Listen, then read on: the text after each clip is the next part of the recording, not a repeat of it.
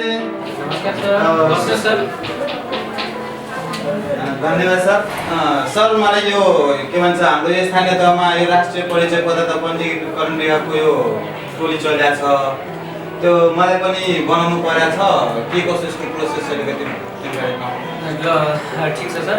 सर्वप्रथम त हजुरलाई हाम्रो नेपाल सरकार गृह मन्त्रालय अन्तर्गत राष्ट्रिय परिचय पत्र तथा पञ्जीकरण विभागले तथ्याङ्क अद्यावधिक गर्ने राष्ट्रिय परिचय पत्र वितरणका लागि चाहिँ जुन तथ्याङ्क सङ्कलन कार्यका लागि सहजीकरण गरिदिनको लागि हजुर हाम्रो यस कार्यालयसम्म आइदिनु भएको छ। त्यसका लागि हजुरलाई धेरै धेरै धन्यवाद। सर्वप्रथम हजुरले परिचय पत्र बनाउनुभन्दा पहिला चाहिँ राष्ट्रिय परिचय पत्र के हो, यो किन आवश्यक छ भन्ने कुरा बुझ्न जरुरी हुन्छ सर। सर्वप्रथम मैले हजुरलाई राष्ट्रिय परिचय पत्र के हो भन्ने कुरामा जानकारी गराउन चाहे, कृपया धैर्यताका साथ सुनिदिनु होला है। राष्ट्रिय परिचय पत्र भनेको चाहिँ कुनै पनि नागरिकको वैयक्तिक तथा जैविक विवरणहरू समावेश गरी बायोमेट्रिक प्रणालीद्वारा चाहिँ सुविधा सम्पन्न तरिकाले जुन तथ्याङ्क सङ्कलन गरिएको हुन्छ र प्रमाणपत्र दिइन्छ त्यसलाई नै राष्ट्रिय परिचय पत्र भनिन्छ है। राष्ट्रिय परिचय पत्र अन्तर्गत चाहिँ हाम्रो चाहिँ वैयक्तिक विवरणमा व्यक्तिको नाम, जन्मस्थान, ठेगाना, त्यसै गरी कुनै पनि व्यक्तिको तिनपुस्ते विवरण जस अन्तर्गत चाहिँ बुवाको नाम, आमाको नाम, बाजेको नाम, हजुरआमाको नामहरू हामीले समावेश गरिएको छ भने अब जैविक विवरण अन्तर्गत चाहिँ हामीले राष्ट्रिय परिचय पत्रका निमित्त कुनै पनि व्यक्तिको स्पष्ट रूपमा मुखाकृत देखिने गरी डिजिटल फोटो पहिलो चरणमा लिने गर्छौँ। त्यसै गरी व्यक्तिको दुईटा हातको 10वटा औँलाको चाहिँ फिङ्गर प्रिन्ट दोस्रो चरणमा लिने गर्छौँ। त्यसै गरी तेस्रो चरणमा भनेको व्यक्तिको आँखाको रेटिना हुन्छ, त्यो रेटिनाको चाहिँ हामीले स्पष्ट आकृति देखिने गरी डाटा प्रविष्ट गर्छौँ।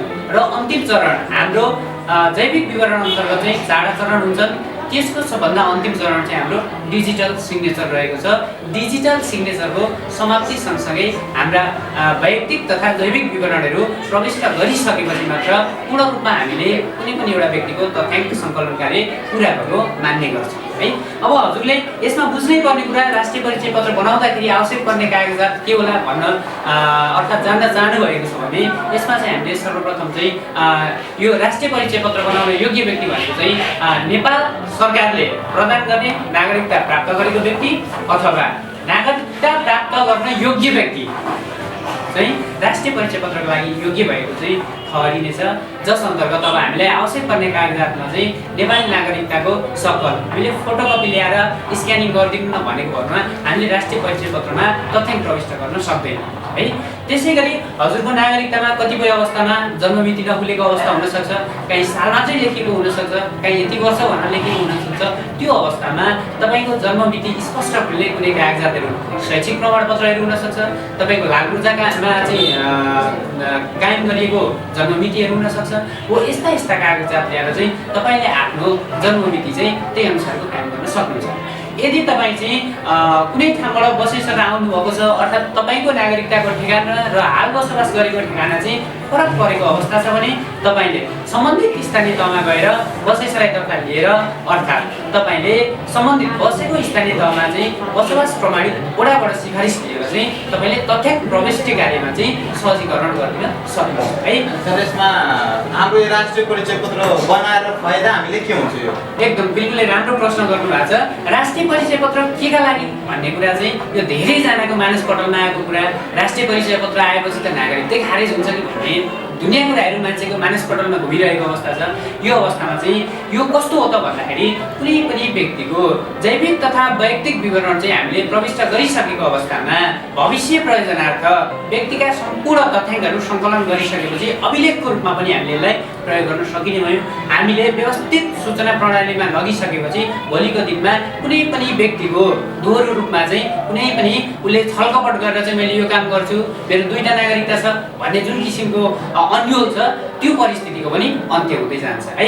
त्यसै गरी हाम्रा जति पनि घटना दर्ताका कामहरू हुन्छन्, व्यक्तिगत घटना दर्ता पञ्जीकरणका काम, जन्म दर्ता भयो, मृत्यु दर्ता भयो, विवाह दर्ता भयो, बसाइसराई भयो, सम्बन्ध विच्छेद भयो, हो यस्ता कुराहरूलाई चाहिँ एकीकृत विस्तृत रूपमा चाहिँ सहज तरिकाले चाहिँ यस्ता घटना दर्ताहरू हामीले गर्न सकिने अवस्था भयो। त्यसै गरी सामाजिक सुरक्षाका कुरा आउँछन्, वित्तीय व्यवस्थापनका कुराहरू आउँछन्। तपाईँले भोलिको दिनमा चाहिँ कुनै पनि ब्याङ्कमा जानुभयो भने त्यति बेला चाहिँ राष्ट्रिय परिचय पत्रबाट मात्रै खाता खोल्न सकिने अवस्था पनि आउन सक्छ। किन भन्दा भोलि हामी ज्ञानमा आधारित समाज निर्माण सङ्कल्प बोकेर अगाडि बढेको छौँ। यो अवस्थामा चाहिँ यी सबै कुराहरू चाहिँ लिएर अगाडि बढ्नुपर्ने हुन्छ। त्यो भएको कारणले मान्छेहरूलाई लागेको जुन भ्रम छ नागरिकता खारेज हुने त्यो होइन। यो राष्ट्रिय परिचय पत्र व्यवस्थापन र नागरिकता भनेका संवैधानिक व्यवस्था हुन् है। यिनीहरू कानुन अनुसार आफ्नो कार्य प्रकृतिमा यिनीहरूले काम गर्न सकिन्छ। परिचय पत्र बन्ने बित्तिकै नागरिकता खारेज हुन्छ भन्ने कुरा होइन। यिनीहरूको आफ्नो कार्यक्षेत्रमा यिनीहरूले आफ्नो कार्य गर्न सकिन्छ। जस्तै सर म बजारतिर सुनेको छु कि नेताहरूले आफ्नो भोटको लागि यो काम गराइरहेछ। जस्तै हाम्रो वाडा छिराइरहेछ, वाडाले आफ्नो मान्छेलाई अगाडि गरिरहेछ पछाडि। यो वाडाकै यो स्थानीयत्व भन्नाले मतलब पोलिटिक्सै मतलब छिर्ने हो कि हाम्रो पर्सनल विवरणको लागि हो? एकदम यो बिल्कुलै यो बाहिर बजारमा फैलिएको जुन भ्रम छ त्यो वास्तविक त्यो सबै गलत हो है। यहाँनिर हामीले चाहिँ विद्युतीय सुशासन प्रवर्तन गर्ने उद्देश्यले जुन राष्ट्रिय परिचय पत्र चाहिँ अहिले समग्र जिल्लाभरि नै चाहिँ समग्र देशभरि नै चाहिँ ल्याइरहेको अवस्थामा यसले चाहिँ हामी कुनै पनि राजनेतालाई अर्थात् नेतालाई फाइदा नभइकन व्यक्तिको वैयक्तिक विवरण अर्थात् स्वयं व्यक्तिलाई नि चाहिँ भविष्यमा अभिलेखको रूपमा चाहिँ प्रयोग गर्न अघि नै मैले भने सामाजिक सुरक्षाको कुराहरू भयो, यी सबै कुराहरूलाई चाहिँ एकीकृत गरेर भविष्यमा चाहिँ विद्युतीय सुशासन प्रवर्तन गर्दै सुशासन कायम गर्नको लागि यो गरिएको हो। अब यहाँनिर राजनीतिकहरूले यस्तो मान्छे घुसाए उस्तो मान्छे घुसाए भन्नु चाहिँ यो बिल्कुल गलत धारणा हो सर। सर तपाईँले जानकारी दिनुभएकोमा त्यसमा धन्यवाद सर। म पनि अब बनाउँछु कि यसो कहाँ फर्म पाउँछ यसो जानकारी पाउनु सर? ठिक छ सर, हजुरले जुन तरिकाले मैले भने सहज तरिकाले बसेर धरिताका सब सुनिदिनुभयो। राष्ट्रिय परिचय पत्र के हो भन्ने कुरा बुझ्नुभयो होइन। तपाईँले चाहिँ जो समग्र राष्ट्रको सुखी नेपाल समृद्ध नेपालीको नारालाई चाहिँ सार्थक बनाउनको लागि जुन किसिमले राष्ट्रिय परिचय पत्र कार्यक्रमलाई सहजीकरण तथ्याङ्क सङ्कलन कार्यलाई सहजीकरणको लागि आइदिनु भएको छ त्यसको लागि हृदयदेखि नै आभार प्रकट गर्दै अब मैले ढिला नगरिकन हजुरलाई यो चरणबद्ध तरिकाले यसो अब कसरी परिचय पत्रको लागि चाहिँ मैले आवेदन दिने भन्ने कुरा जानकारी गराउँछु है। सर्वप्रथम त हामीले यहाँ स्वयंसेवक साथीहरू खटाएको छौँ होइन। उहाँहरूले चाहिँ हजुरलाई सहजीकरणको लागि चाहिँ फर्महरू भरिदिने काम गर्नुहुन्छ। तपाईँले चाहिँ अनुसूची 1 बमोजिमको चाहिँ आवेदन फर्म भरेर त्यो फर्ममा भएका कुराहरू लेखेका कुराहरू एकचोटि आफूले पनि सरसर्ती हेर्ने। त्यसपछि हामीले रुजु अधिकारी राखेको हुन्छौँ। रुजु अधिकारी समक्ष गएर चाहिँ तपाईँको आवेदन फर्म रुजु गराउने। रुजु अधिकारीले रुजु गरिदिइसकेको फर्म चाहिँ दर्ता अपरेटरहरू हुनुहुन्छ होइन, उहाँहरू समक्ष गएर चाहिँ तपाईँको रुजु भएको जुन निवेदन छ आवेदन फारम छ त्यो सँगसँगै हजुरका सम्पूर्ण अघि मैले भनेका सकल कागजातहरू लिएर चाहिँ दर्ता अपरेटर समक्ष गएर तपाईँले आफ्नो तथ्याङ्क प्रविष्ट गर्न सक्नुहुन्छ। मेन सकल कुन डकुमेन्ट चाहियो? मेन जुन अनिवार्य छ त्यो एकदम नागरिकता तपाईँले जति पनि तथ्य विवरण कागजातहरू ल्याउनुहुन्छ त्यो सबै सकल चाहिन्छ सर। हस् सर, धन्यवाद सर। अब हस् धन्यवाद सर, सेवा गर्ने अवसर दिनुभयो त्यसका लागि धन्यवाद सर। सर नमस्ते। राष्ट्रिय परिचय पत्रको फर्म यही भरिन्छ? सर मलाई पनि भर्नु पर्ने थियो यसो। तपाईँ विवाहित हो अविवाहित? म अविवाहित हो। हजुर हस्।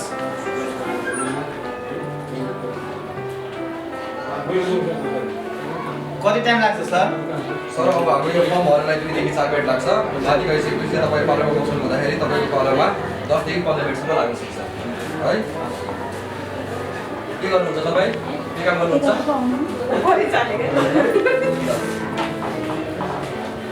यो लिनुहोस्, यो लिएर माथि पठाएर एकछिन आप जानुहोस् है।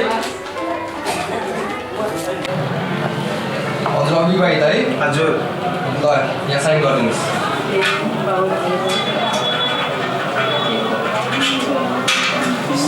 यो फर्म लिएर माथि 108 पटमा जानुहोस् रुजु गर्न। धन्यवाद सर।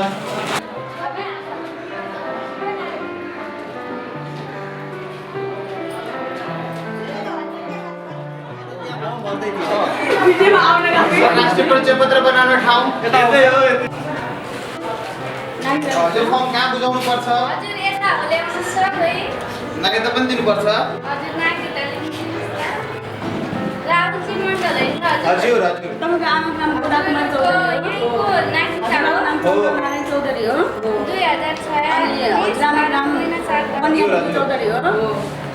विवाहित है? अनि हजुर अविवाहित। बुवाको नाम दिलीप मण्डल हो। हजुर। यो लिएर उता जानुहोस् न, उता खाइसक्यो। अनि आमाको नाम बिना देवी हो। हो। अनि हजुरको बुवाको नाम के हो? रामज्ञान मण्डल हो। हजुर। ए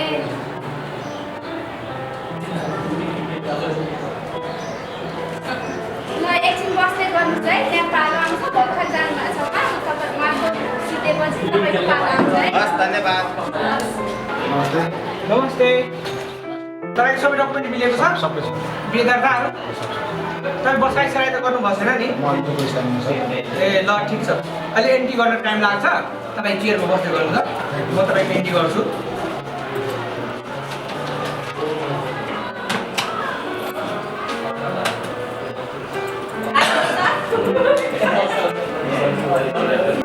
नमस्ते सर, यहीँ इन्ट्री हुन्छ? हजुर यही हुन्छ। तपाईँको सम्पूर्ण कागज पुगेको छ सर? हजुर। नागरिकता माग्नुभयो, नागरिकता छ सर, यहाँ छ नागरिकता। तपाईँ विवाहित हो कि अविवाहित छ? अविवाहित सर। ल सर, तपाईँ त्यो कुर्सीमा बस्दै गर्नुहोस्। धन्यवाद। तपाईँको सम्पूर्ण जनसाङ्ख्यिक विवरण यहाँ इन्ट्री गर्दै गर्छु, तबसम्म तपाईँ बस्नुहोस् ल।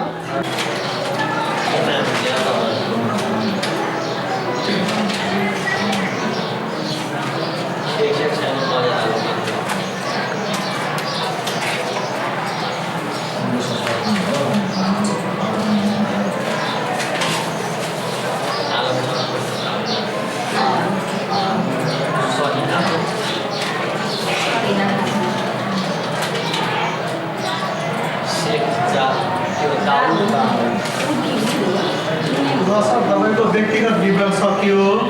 अब हामी जैविक विवरणतर्फ लागौँ है। सबभन्दा पहिला फोटो खिच्नुपर्छ। फोटो खिच्न बेला तपाईँले मास्क कुण्डल र टोपी जस्ता केही लाउनु भयो भने तपाईँ फुकालिदिनु है। हामी स्पष्ट चेहरा फेस देख्नु पऱ्यो क्या हामीले यो फोटो खिच्दाखेरि ल। सर यता सजिलो त तपाईँको फोटो क्लियर आएन है सर, अलिकति अझ सजिलो छ।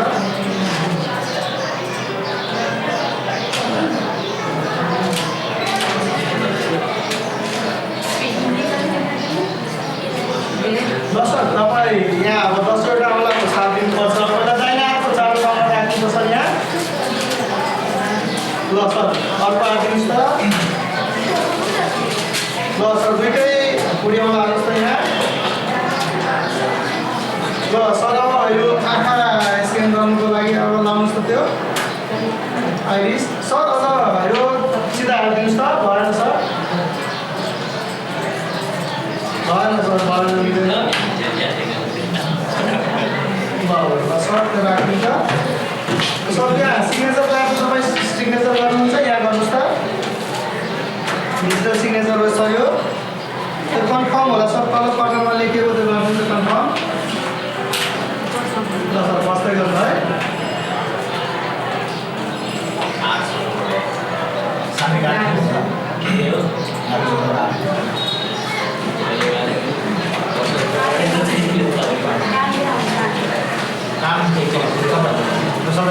ल सर, यो तपाईँको यो कन्फर्मेसन के छ, ठिक छ कि छैन भनेर यो तपाईँ रुजु अधिकारी सरसँग चेक गरेर आफू पनि त्यहाँ भएको विवरणहरू छ हेरिहाल्नुहोस्, ठिक छ कि छैन भनेर। त्यसपछि त्यहाँ सिग्नेचर गरेर हामी कहाँ ल्याउनुहोस् है सर। कहाँ जानुपर्ने हो यो? यो रुजु अधिकारी सरको कोठामा हजुरको ठाउँमा? हस् धन्यवाद सर। यो दर्ता भइसकेको छ, इन्ट्रा एन्ट्री भइसक्यो होइन? यसो रुजु गरिदिनु पर्यो हजुरलाई चेक गरेर। हजुरको नागरिकता हेर्नुहोस् त। तपाईँको नाम राहुलजी मण्डल है? हजुर। पासपोर्टहरू त त्यस्तो केही बनाउनु भएको छ? छैन सर। हजुरको जन्म मिति 52 साल 7 महिना 1 गते है? हजुर सर। हजुरको बिहे भएको छैन है?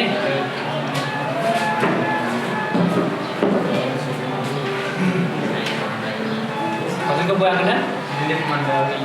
आमाको नाम? बिना देवी। बिना देवी।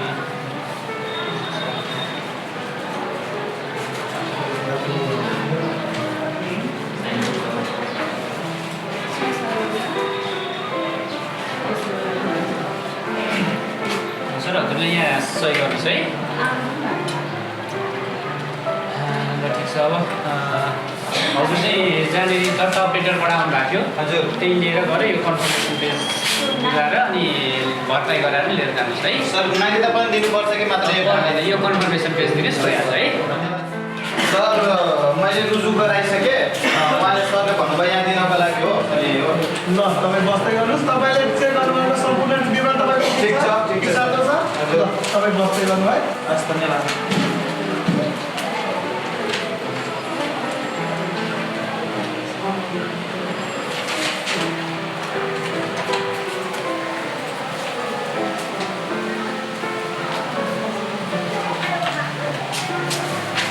ल सर यो तपाईँ राख्नुहोस् यो पेज कन्फर्मेसन पेज यो कार्ड लिने बेला तपाईँले लिएर आउनुपर्छ र तपाईँको कार्ड आएको छ कि छैन प्रिन्ट भएको छ कि छैन भने हाम्रो पेजको तल मुनि यहाँ लिङ्क पनि दिएको छ र सूचनाको लागि म्यासेजको पनि दिएको छ तपाईँले म्यासेज गरेर पनि चेक गर्न सक्नुहुन्छ र तपाईँको वेबसाइट पनि हाम्रो छ त्यो वेबसाइटमा तपाईँले यहाँ 10 अङ्कको जुन हाम्रो यो 18 अङ्कको जुन हाम्रो यो आवेदक नम्बर छ त्यो आवेदक नम्बर हालेर तपाईँले यो कार्ड प्रिन्ट भएको छ कि आएको छ कि छैन भनेर तपाईँले पत्ता लगाउन सक्नुहुन्छ है सर धन्यवाद